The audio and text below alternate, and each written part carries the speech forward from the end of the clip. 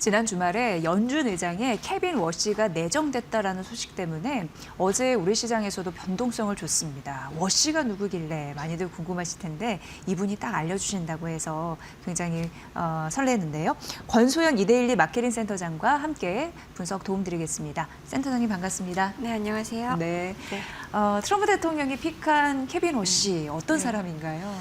일단 사실 제롬 파월 현재 이제 연준 의장의 임기가 오는 5월에 만료가 되잖아요. 네. 그래서 이제 후임으로 누가 지명될지를 두고 시장에서는 굉장히 설왕설래했었거든요. 연준 의장이라는 자리가 워낙에 이제 글로벌 자본시장의 네. 대통령이라고 불리는 자리니까 여기에 누가 오느냐에 따라서 전 세계 자본시장의 유동성 자체가 달라질 수 있는 거라서 굉장히 관심이었었는데 사실 후보군에는 한 4명 정도가 있었어요. 원래 시장에서는 케빈 해싯, 그러니까 미국 국가경제위원회 위원장으로 있는 분인데 이분이 차기 연준 의장을 맡지 않을까라는 전망을 좀 많이 했었는데요. 네.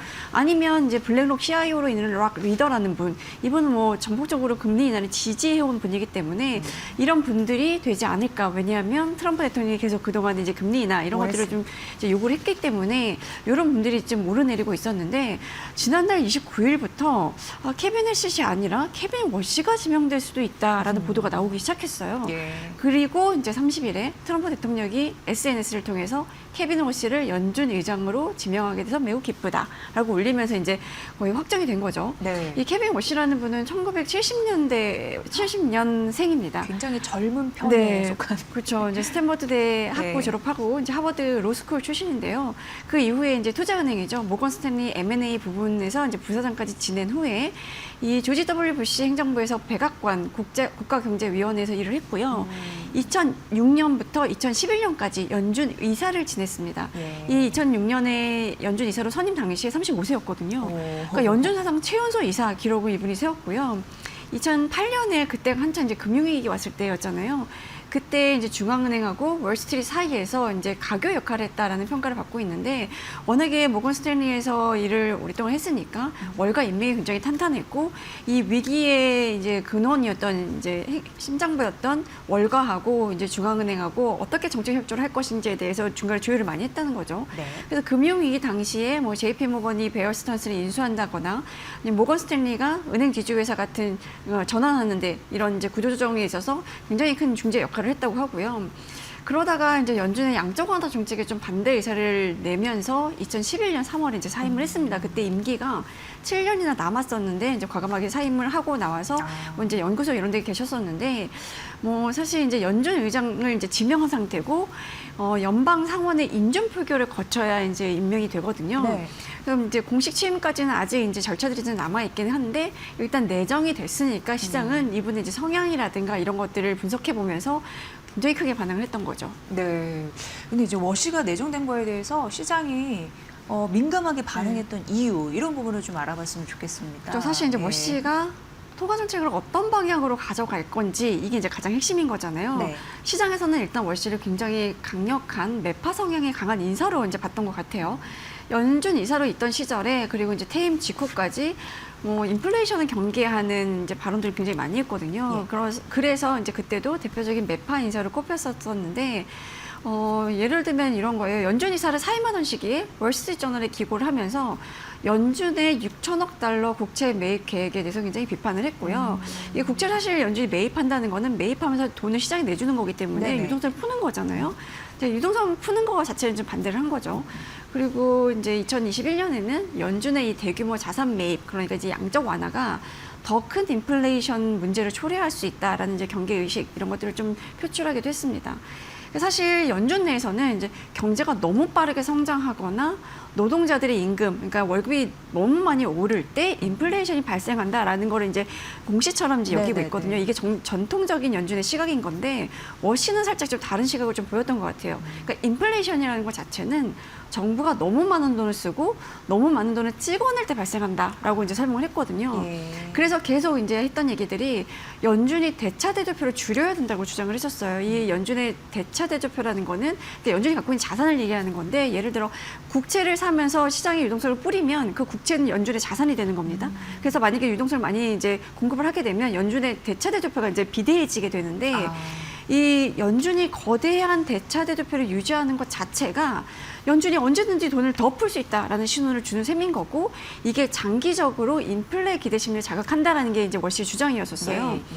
그래서 대차대표를 줄여서 통화정책 정상화 의지를 보여야지 미래에 대한 인플레이션 우려, 기대 이런 것 좀 내려놓게 되고 그래야 장기 금리는 하향 안정화될 거다라는 게 이제 월시의 이제 일관된 주장이었습니다. 네. 그렇다면 워시 의장이 정말 연준을 꾸려나가면 네.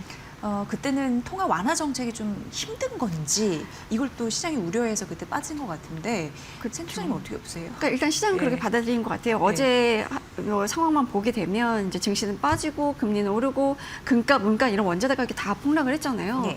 그러니까 사실 이제 금값, 은값이 급락, 사실 급락이라는 표현보다는 폭락이라는 표현이 더 맞는 것 같은데 폭락하니까 특히 이제 보유하고 있던 금과 은을 담보로 거래를 했던 펀드들 이런 데들은 이제 담보 가치가 하락하니까 거기에 따른 마진콜이 발생하게 되고 강제 청산 위기에 이제 직면한 상황이었거든요. 그래서 이런 펀드들이 이제 그 유동성을 확보할 수 있는 좋은 수단들, 아시아 주식, 그리고 뭐 지수 선물, 그리고 비트코인 이런 것들은 대거 팔아서 현금화하면서 이제 네. 이 나머지 자산 시장에 미친 영향들이 굉장히 컸는데 그게 이제 투매로 이어진 상황이었던 거죠. 그런데 과연 워시 의장이 매파일까라고 놓고 보면 뭐 과거 주장이나 뭐 발언들을 봤을 때는 매파일 거라고 보는 시각들이 많은데 최근 인터뷰를 보면 또 그렇지는 않더라고요. 그러니까 네. 최근에 CNBC 인터뷰를 보면 연준이 금리 인하를 주저하는 거는 좀 실책이다라는 발언도 했고요. 미국은 주택 경기 침체 상태이기 때문에 금리가 현재 수준보다 낮아야 한다라고 주장하기도 했어요. 이거는 전형적인 비둘기파적인 발언인 건데 네네. 그리고 사실 이제 유명한 사람이 도널드 트럼프 미국 대통령이잖아요. 그동안에 이제 연준이라는 그 연방준비들 이사회는 정부하고 완전히 독립된 기구예요. 그 미국의 전화번호부를 보면 네. 그 옐로우로 된 그러니까 노란색 페이지가 상업용 민간 상업용 이제 업체들의 전화번호부를 기재한 예. 이제 페이지인데 옛날 얘기입니다. 거기에 연준의 이제 전화번호가 있을 정도로 그래요? 여기는 민간 오. 기구 그러니까 정부랑 예. 완전히 독립된 기구로 이제 인식이 됐는데 그래서 그동안의 독립성을 좀 존중받아왔죠.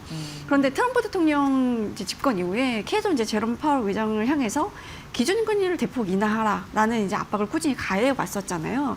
그러니까 파월 의장이 이를 따르지 않으니까 이제 공개적으로 비판하기도 하고 뭐 사임하라고 압박하기도 하고 해왔었는데 사실 파월 의장은 지난 2012년부터 이제 버락 오바마 행정부 때인데 그때부터 연준 이사로 재직을 해왔고요. 트럼프 집권 1기 때인 2018년에 연준 의장이 임명이 됐고 네. 그 이후에 조 바이든 전 대통령, 그러니까 정권이 바뀌었는데도 재심이 돼서 두 번째 임기를 수행 중이었고 그 이후에 이제 지금 트럼프 대통령 2기 집권이 이제 시작된 거잖아요.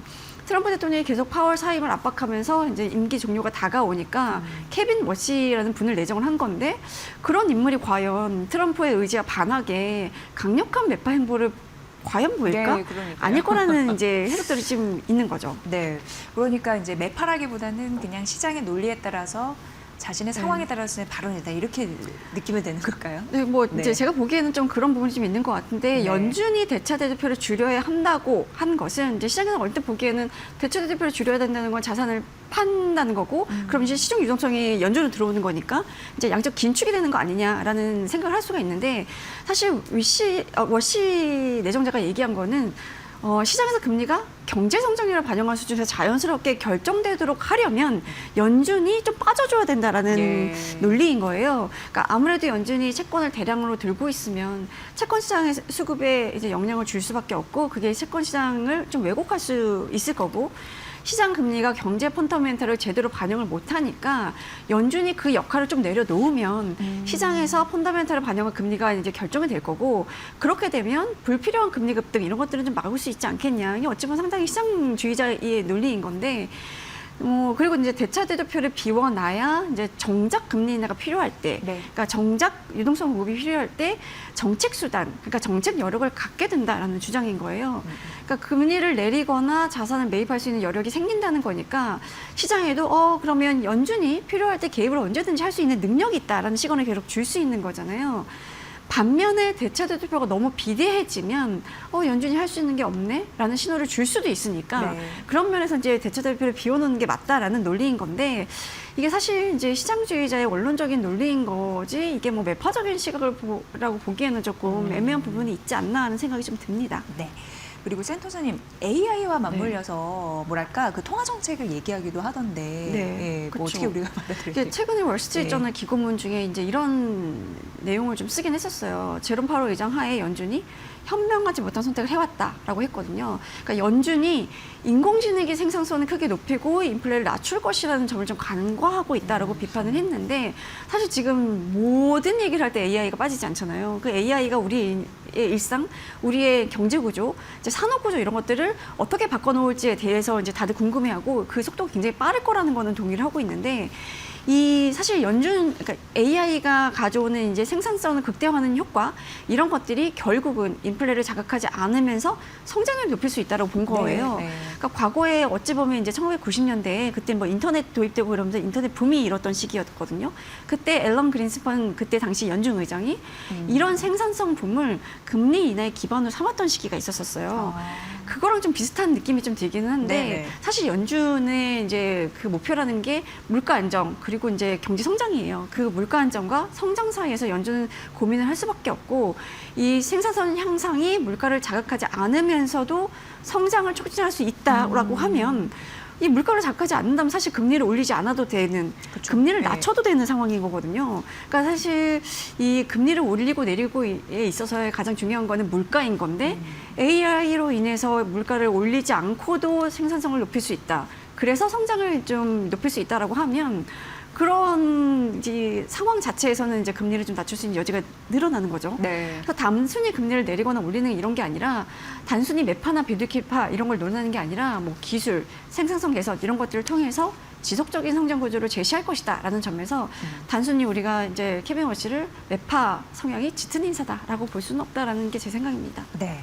그리고 월요일 같은 경우에는 사실 그때 딱 뭐 힌트 나온 게 아니라 그 전에 힌트가 나왔는데 왜 뉴욕 증시와 아시아 증시가 워시 쇼크로 받아들였는지 그것도 궁금하더라고요. 근데 사실은 이게 뭐 월시라는 분이 이제 뭐 계속 나오긴 했지만 어쨌든 이제 확정이 된 거잖아요. 네. 뭐 사실 우리가 보통 보면 이제 그 이벤트 전에 조금 움직이다가 이벤트가 발표되면 조금 반대로 움직이는 경우도 있긴 한데 이게 워낙에 이제 예상 외의 결정이었기 때문에 그랬던 것도 좀 있는 것 같고요.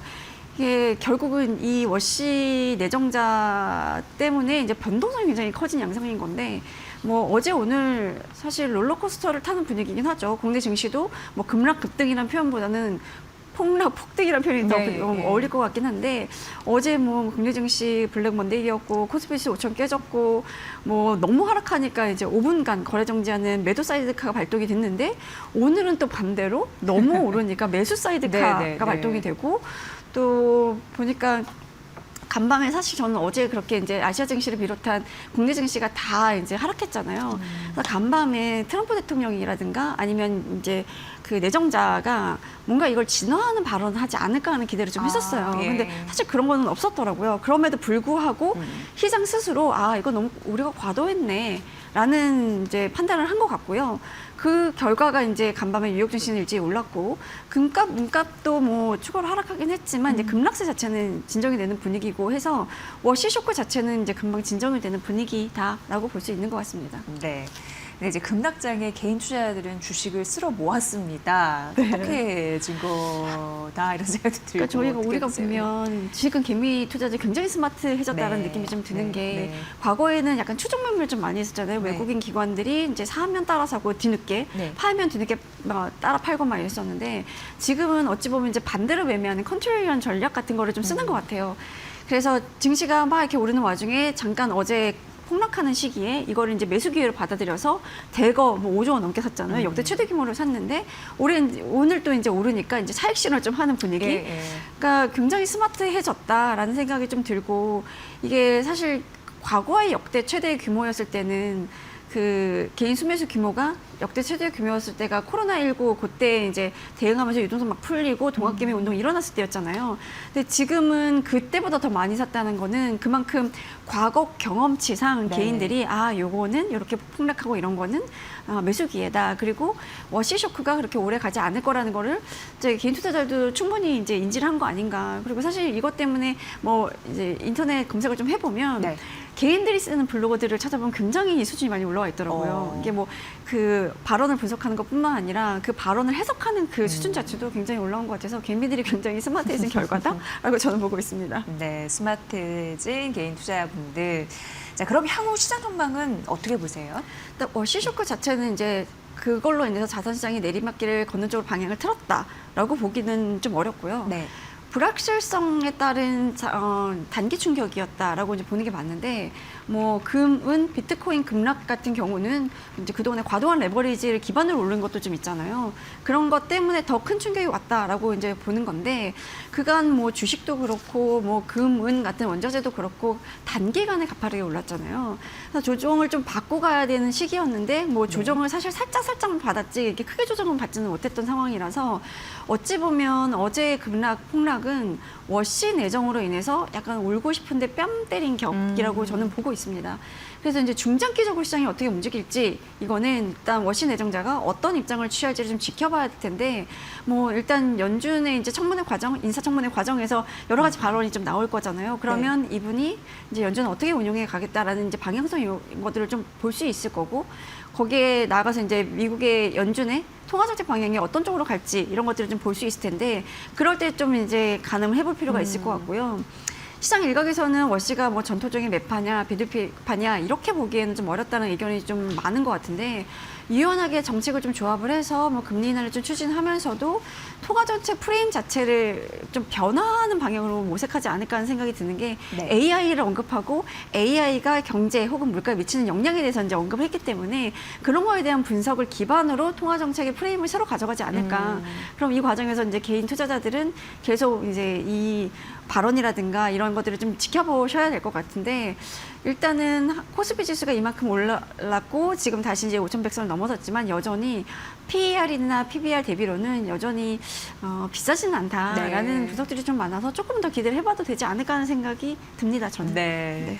연준 의장 케빈 워시가 내정이 됐고, 케빈 워시가 어떤 인물인지 아주 잘 분석을 해주셨습니다. 앞으로 연준을 이끌어 가게 되면 시장에 어떤 영향을 미칠지 우리가 진단해 볼 수 있으니까요. 잘 뉴스 앞으로도 보시면 좋을 것 같습니다. 오늘 권소연 이데일리 마케팅 센터장의 분석으로 함께 하셨습니다. 잘 들었습니다. 고맙습니다. 네, 고맙습니다.